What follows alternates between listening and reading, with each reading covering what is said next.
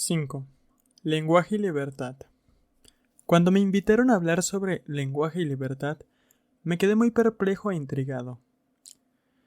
La mayor parte de mi vida profesional la he consagrado al estudio del lenguaje. No me costaría mucho encontrar en este terreno un tema del que hablar, y es que es mucho lo que hay que decir acerca de los problemas de la libertad y la liberación, tal como se nos plantea a nosotros y a otros pueblos mediado el siglo XX. Lo que me parece problemático es el título de esta conferencia, de esta conferencia es la conjunción. ¿De qué modo se relaciona el lenguaje y la libertad? Permítanme, a modo de preámbulo, unas observaciones sobre el estudio contemporáneo del lenguaje, tal como yo lo entiendo. Hay muchos aspectos del lenguaje y de su uso que suscitan preguntas interesantísimas, pero creo que son muy pocas las que han dado pie a un trabajo teórico productivo. En concreto, nuestro conocimiento más profundo se circunscribe al ámbito de la estructura gramatical. Quien conoce una lengua ha tenido que interiorizar un sistema de normas y principios, una gramática generativa, si se quiere usar ese término técnico, que asocia sonidos y sentidos de la forma que sea. Hay muchas hipótesis razonablemente bien fundamentadas y bastante esclarecedoras, creo yo, en lo que respecta a la naturaleza de esta clase de gramática, para un buen número de lenguas. Suscita además un renovado interés la gramática universal, interpretada hoy como la teoría que intenta especificar las propiedades generales de las lenguas que el ser humano puede aprender de forma natural. También en este campo se han realizado considerables progresos. El asunto es de particular importancia. Resulta oportuno considerar la gramática universal como el estudio de una de las facultades esenciales de nuestra mente. Así pues, resulta que los principios de la gramática universal son complejos, abstractos y restrictivos, y que pueden emplearse para elaborar explicaciones fundadas de gran cantidad de fenómenos. En el estado actual de nuestro saber, si el lenguaje ha de ejercer de trampolín para estudiar otros problemas del ser humano, esos son los aspectos del lenguaje a los que debemos dirigir nuestra atención, por la sencilla razón de que son los únicos que conocemos razonablemente bien. En otro sentido, el estudio de las propiedades formales del lenguaje revela por la vía negativa ciertas facetas de la naturaleza humana. Pone de relieve y con suma claridad los límites de nuestro conocimiento de ciertas cualidades de la mente que, al parecer, son exclusivas del hombre y deben guardar algún vínculo estrecho con sus logros culturales, si bien la naturaleza de este vínculo nos resulta aún bastante confusa. A la hora de buscar un punto de partida, parece natural volver la mirada hacia un periodo de la historia del pensamiento occidental en que la idea de convertir la libertad en la suma y esencia de la filosofía ha emancipado al espíritu humano en todas sus relaciones y ha dado a todas las ramas de la ciencia una orientación más profunda de lo que le dio cualquier revolución anterior. La palabra revolución tiene múltiples connotaciones en este pasaje, pues Schelling proclama también que el hombre ha nacido para la acción y no para la reflexión, y cuando escribe que ha llegado la hora de proclamar la libertad del espíritu a una humanidad más noble y exigir que deje de llorar la pérdida de sus cadenas, nos parece escuchar el eco del pensamiento libertario y de sus movimientos revolucionarios de finales del siglo XVIII.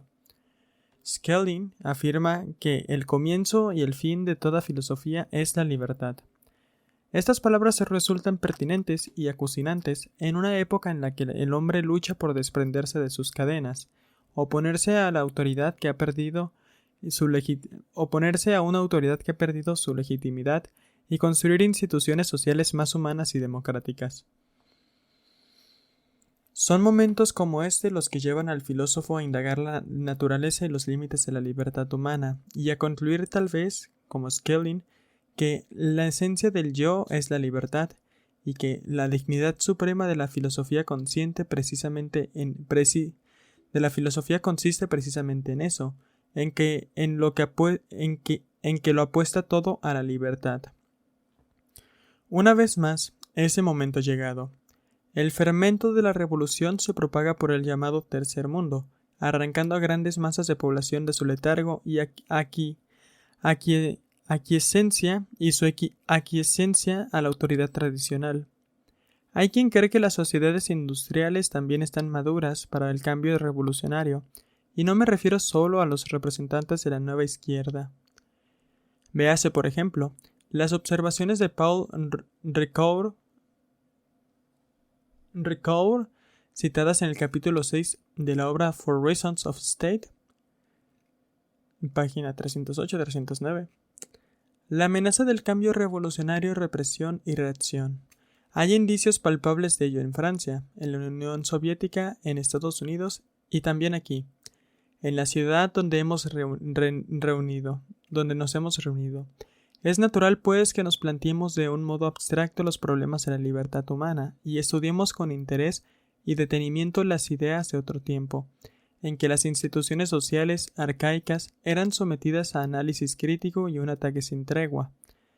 Es natural y oportuno mientras tengamos en cuenta la admonición de Schelling cuando decía que el hombre no ha nacido para la reflexión sino para la acción. Uno de los estudios sobre la libertad y la servidumbre más tempranos y notables del siglo XVIII es el discurso sobre el origen y los fundamentos de la desigualdad entre los hombres, 1775, de Rousseau, que en más de un sentido puede considerarse un panfleto revolucionario. En el discurso, Rousseau trata de exponer el origen y la evolución de la desigualdad y el establecimiento y el abuso de las sociedades políticas, hasta donde sea posible deducir tales cosas de la naturaleza humana a la luz de la razón. Sus conclusiones fueron tan escandalosas que los jueces del certamen de la Academia de Dijon, al que había remitido inicialmente su obra, se negaron a escuchar la lectura completa del manuscrito. Lo cierto es que esta obra de Rousseau cuestiona la legitimidad de casi todas las instituciones sociales, así como el control individual de la propiedad y la riqueza, que considera usurpaciones basadas tan solo en el derecho precario y abusivo, y que habiendo sido adquiridas por la fuerza pueden ser arrebatadas sin motivo alguno de queja por parte de los ricos. Ni siquiera la propiedad adquirida mediante el esfuerzo personal puede refrendar su legitimidad con mejores títulos. A quien la defienden, cabría preguntarles: ¿ignoráis por ventura que muchos de vuestros hermanos parecen o padecen, faltos de lo que a vosotros os sobra, y que habréis precisado del consentimiento expreso y unánime del género humano para apropiaros de aquellos bienes de subsistencia común que no necesitabais para la vuestra? Es contrario a las leyes de la naturaleza que un puñado de gente acumula superfluidades mientras la multitud hambrienta carece de lo necesario. A juicio de Rousseau, la sociedad civil es poco más que una confabulación de ricos para justificar su rapiña. En un alarde de hipocresía, los ricos apelan al prójimo a establecer normas de justicia y paz a las que todos deban atenerse, sin excepciones, y que reparen de algún modo los caprichos de la fortuna, sometiendo por igual al débil y al poderoso a recíprocos deberes. Esas mismas leyes que, en su magnífica ecuanimidad, prohíben tanto al rico como al pobre dormir bajo un puente, como diría Anatole France, con tales argumentos sedujeron a los débiles y a los necesitados que corrieron al encuentro de sus cadenas creyendo alcanzar su libertad. De este modo, la sociedad y sus leyes proporcionaron nuevos grilletes al débil y nuevas fuerzas al rico, destruyendo para siempre la libertad natural.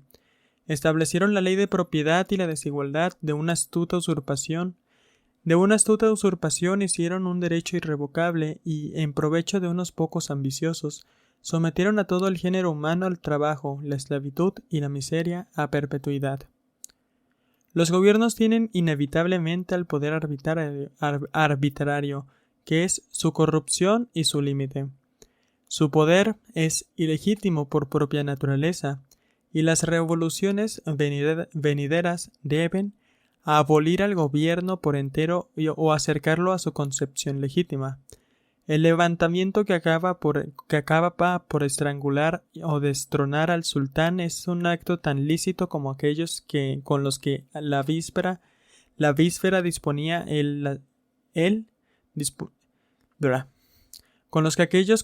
como aquellos con los que la víspera disponía él las vidas y los bienes de sus súbditos. La fuerza era lo único que lo mantenía y es la fuerza la que lo derroca. Lo más interesante a este respecto es el camino por el que Rousseau llega a estas conclusiones a la sola luz de la razón, partiendo de sus ideas sobre la naturaleza humana. Rousseau se propone analizar al hombre tal cual lo creó la naturaleza, pues la naturaleza humana es la fuente de la que habrán de deducirse los principios del derecho y los fundamentos de la vida social. Este estudio del hombre primitivo, de sus verdaderas necesidades y de los principios que sustentaban sus deberes, es también el único medio efectivo que puede emplearse para salvar las innumerables dificultades que nos presentan el indagar el origen de la desigualdad moral, el fundamento verdadero de la política, los derechos recíprocos de sus miembros, y múltiples cuestiones similares, tan importantes como confusas. Para determinar la naturaleza del ser humano, Rousseau procede a comparar al hombre con un animal. El ser humano es inteligente, libre, es el único animal dotado de razón.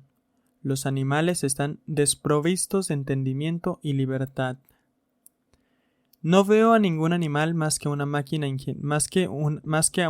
No veo en ningún animal más que una máquina ingeniosa, a la que la naturaleza ha dotado de sentidos para que pueda reponerse y, hasta cierto punto, garantizar su supervivencia frente a aquello que tiende a destruirla o descomponerla. En la máquina humana observo exactamente lo mismo, con la diferencia de que la naturaleza es quien controla el mecanismo entero de la bestia, mientras que el hombre contribuye al funcionamiento del suyo con su libre albedrío.